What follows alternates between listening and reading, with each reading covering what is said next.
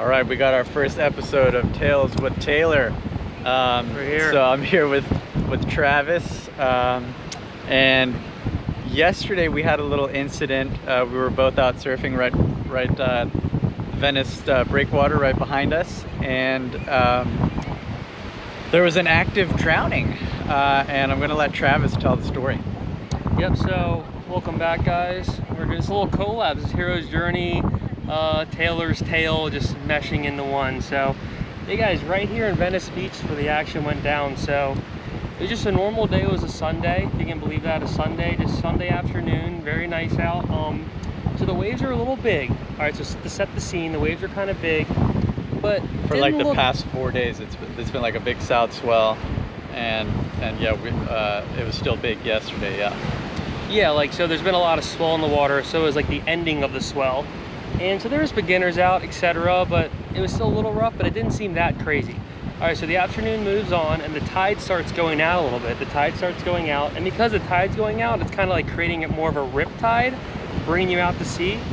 And right here at the jetty, we're at the Venice Beach jetty, or the Venice Beach, the breakwater, which is basically a jetty groin type deal. And like right by the groin, sometimes some like rip tides, and it just gets kind of funky right by the groin, usually by jetties and groins that happen. So I'm paddling back out after a wave, and I look back and I see someone kind of like having a little bit of trouble, but they're still okay. And I look and I'm like, Art, are you okay? Are you okay? And then he doesn't really answer me, and I'm like, hey man, are you okay? And he gives me the thumbs up, like, Art, I'm okay.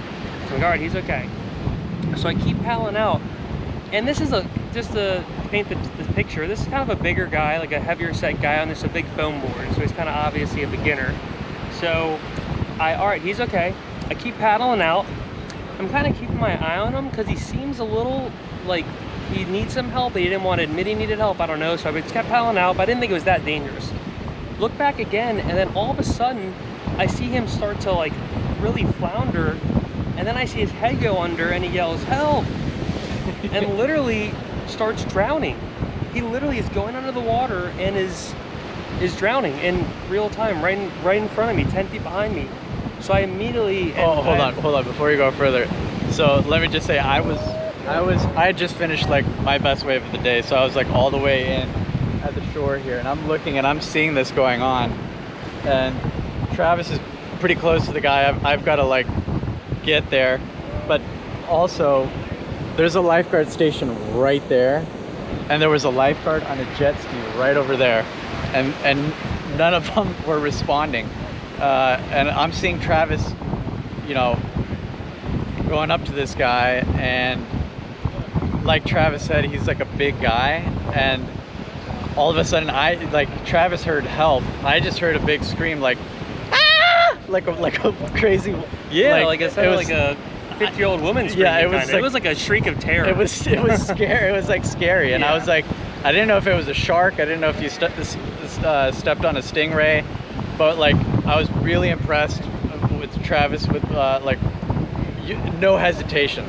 I mean, you like as soon as he screamed, just whipped the board around and came right towards him. And I was like, at that point, I was like, oh damn, I got to respond too. Like I was like. My initial reaction was probably to like wait for the lifeguards, but I saw you going out, and I was like, all right, I gotta help them both. I gotta help Travis, I gotta help this guy. So anyway, yeah, keep going. Yeah, for sure. I mean, it's funny because Will's done lifeguarding. I was a beach lifeguard. That was my first real job, was beach lifeguarding in Virginia Beach. So I initially like went back to my 16, 17-year-old self lifeguard mode. And right when the person's already drowning, it's already like too late. Like really, lifeguarding is preventative. You get the person before they happen. So I knew right away, like, all right, this is make or break. Like if I don't get there now, this person could literally drown right at our main surf break, right in the shore, like not even that far away, 30 feet from the shore. Yeah, and I'll interrupt you one more time because like a year ago, there was a like big wrestler dude who drowned out here. Oh yeah. Remember that? Yeah, damn, you're right. Wow. Like it was the same Holy situation, crap. like a big swell and like a big tough dude and drowned. And so this was like as serious as it gets, really. I completely forgot about that. That was probably very similar. They were probably when you're that big, it's just like a lot harder to stay afloat, and especially if you're not a strong swimmer. I mean, So anyway, so I turn around, I see him literally head going underwater and like literally actively drowning, and I've never seen anything really like that in real person. It was pretty intense.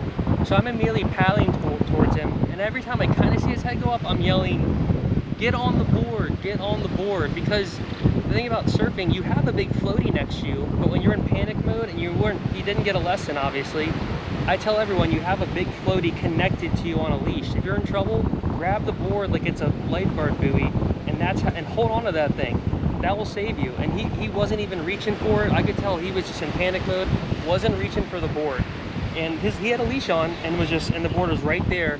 I'm paddling, I'm screaming, "Dude, grab your board, grab your board, grab your board." And I think, I don't know if he registered on it, because when I finally got to him, he still wasn't on his roar, but he was kind of hearing me. So I paddle and he goes under again, and then right when he comes up, I get to him and I like bring his board, and then I'm like, "All right, get on the board." And he grabs on the board, and you could tell he was just so out of breath and was just, but we were still like in a rough situation, and we weren't free yet, because he could fall off the board again, and it's dangerous. You could easily get drifted out, sucked down. Well, and you said he was like too far forward on the board at first. Oh yeah, right? When I saw him initially, he was too far forward on the board, and I was gonna even say something, but he kind of fell off, and I was like, "Are you all right?" And he was like, "Yeah." So I get him, he gets on the board, I'm like, "All right, back up," because I remember he was too far forward. So I get him positioned right on the board. He's just like huffing and puffing, just like light flashing before his eyes. I turn him around, he's a big guy, so I'm like, my board's gone. I have a leash on, but my board's gone. I'm just like, what's it called when you're kicking? Treading water. Treading water, I'm just treading, it's deep, you can't touch. He was probably a little taller, you couldn't touch him. Treading water, getting him on. I turn him around, have him straight, and I'm like, "All right, just start paddling." And I start pushing him from the back of the board towards the inside. But I notice he's like kind of just, like, it's pretty sketch, and I do not want him to fall off this board. If he falls off this board, it could be done. It could be done. He could be done for. So I'm just like, I'm calmly pushing him in, kicking. I'm not really going anywhere though. I'm like kicking as hard as I can. I'm running out of breath now, and I'm like, "Oh my God." I'm trying to push him. We're just kind of stuck in this riptide. He's barely hanging on to this thing. And then miraculously, we are moving inch by inch, and then I see Will on the inside, and we kind of make eyes, and he can tell that, "Oh, I need help. This guy needs help." Yeah. I mean, at that point, I was like, I was committed to getting to the rescue, and I saw Travis was trying to get in. It was a really strong rip, and so I paddled up. I was like, "All right, Travis has the rear. I'm gonna pull up to the front and just tell this guy to grab my ankle," and that's what I did. I got to him. I made sure he's okay. Travis is, with him. I said, "Just grab my ankle," and so he grabs it, and I start paddling back, and Travis is pushing, and somehow we managed to get through that rip and just back in, and it was kind of funny because they're a little late. The lifeguards are a day late. Yeah. They're a day late to the rescue. There they go. You're a little late, boys. Yeah, sorry guys. We already took care of it. Yeah. But yeah, continue. But yeah, so it was funny because we get far in enough where I'm like, "Hey man, I think you can stand up now, like you should be good." And he gets off the board and he stands, and he's fine at that point. But there was no like thank you. Yeah, there was no thank you. Like he just kind of waddled away, and like deep breathing and no look back. I mean, I'm sure he was like so panicked and just wanted to get to land that he our conclusion was just like his ego was probably kind of bruised. Like he was probably like, I was like, yeah, exactly, just like trying to get away from the ocean, like couldn't even think straight, like just like in shock. And he was a tough guy. He was like a big tough dude, so he was probably a little like humiliated. Had a Doberman pinscher, like a little pet Doberman pinscher on the beach. He was all like ready to like murk someone, so like, all right, this guy's like a tough guy. So it was interesting how, like, probably a lot was going through his head, like, wow, I'm about to die in short break. Yeah, like, I was also like surprised that that even like with both of us now attending to this guy, the lifeguard on the jet ski and the lifeguards right over here, nothing. Like I would have thought something from them, but really there was nothing. Yeah, I remember pushing, looking up, and kind of not seeing much action, no one coming or whatever. And I think once we got to the shore, I saw two people standing over here, kind of monitoring. You're out of your Oh, am I? frame. Oh wow. Oh dang, here we go. We're back. I know we gotta keep my pretty face in here. But yeah, yeah. Basically, it went so quick. They barely knew. They might have not even known until literally it happened, and then they kind of like. Some guy came on the jet ski to kind of monitor afterwards, and they might have been a little embarrassed, like, oh wow, we just kind of missed this guy getting, like, we blew this kind of. Yeah. So it was interesting how, yeah, no one really came, no one cared. Yeah, we just kind of like high-fived and went back out. Yeah, we high-fived, went back and surfed, like, all right, we just saved a life, and no one cared, no one knew. So yeah. Internet, you gotta know now. Yeah, Someone's gotta know. You guys have to know. You guys give us the like, because we legitimately rescued this dude. Yeah, we saved a life. We saved a life. Yeah. Which is pretty, because I've been surfing forever. I mean, Will's been surfing for a long time too, and that was probably the most serious incident I've ever had, and most, even lifeguarding, I had a few rescues, but that was the craziest rescue I've ever had. That was the most life-threatening, the most just insane thing, where literally another 5 seconds he might have just went back under, and he's a big guy. I probably wouldn't have been able to pull him off. Yeah. So it really, just thinking back, it was pretty just spectacular, the whole situation and how it went down. And like you were saying, it was that's what's great about lifeguarding or any kind of CPR, or even any kind of thing like that. You just learn those basic skills, and you can kind of apply them your whole life. Yeah, because like you said, I just snapped into lifeguard mode, and that was such a nice compliment. Mick Fanning or Julian Wilson rushing to Mick Fanning. It was exactly like that. It was like that video. I'm sure you've seen it. The one of where middle of a surf competition, a shark comes and bites Mick, or like goes for Mick Fanning, and Julian Wilson was in the heat with him, and he, his initial reaction was not run. It was go help Mick.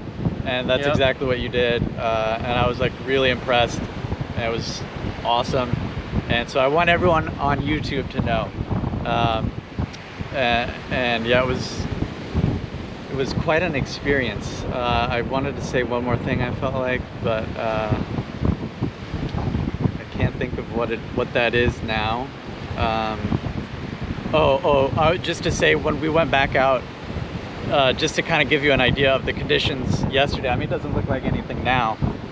It's low tide right now, but it was, when we were out, it was kind of like, well, I guess it was similar tide, but I only lasted like another 10 minutes out there at most, because it was getting even too sketchy for me.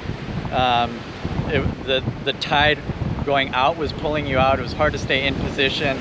I was just tired. I've been on the East Coast for like a year, so I'm like not in the best surfing shape. And yes, it was the craziest rescue for me too. I was a pool lifeguard, and I've rescued like little kids when they were doing like little swim lessons and stuff. But that was the craziest rescue for me for sure. Yeah. In any sport or even any situation, like thinking back, I can't think of another. So it's pretty crazy. Like, it's a crazy experience to have someone's life in your hands in like a very real way. And I mean, thankfully it worked out in the better way than the worst way, because at any moment, y'all, any moment could be your last breath. Any moment that can happen to you. So it's just like back to just being thankful for living, and just also being prepared to know what you're doing. I mean, obviously he was just not thinking about how dangerous surfing can be, and it is a pleasant sport. It's not as bad as skateboarding or snowboarding, or but you could still easily hurt yourself. You can easily kill yourself. So just be wary of what you're getting yourself into. And so I always say, if you're thinking about surfing, just get a surf lesson. Yeah. That helps so much. They tell you the basics, tell some safety stuff. You should give surf lessons. Yeah. Well, I have. I'm retired. I'm retired from surf lessons. Yeah, I used to give a bunch of lessons. I'm kind of retired. I could be convinced again, but it's tough. It's tough. You get waterlogged out there, and it's same with surf photography. Like, oh, I'd rather be surfing. Same with the lessons. I'm like, oh, I'd rather be surfing. But no, they're fun though, because especially when you see their eyes light up and they learn how to stand up, and that's a really cool feeling for sure. Yeah. So maybe one day, but yeah, I'm currently semi-retired. Travis has a YouTube show.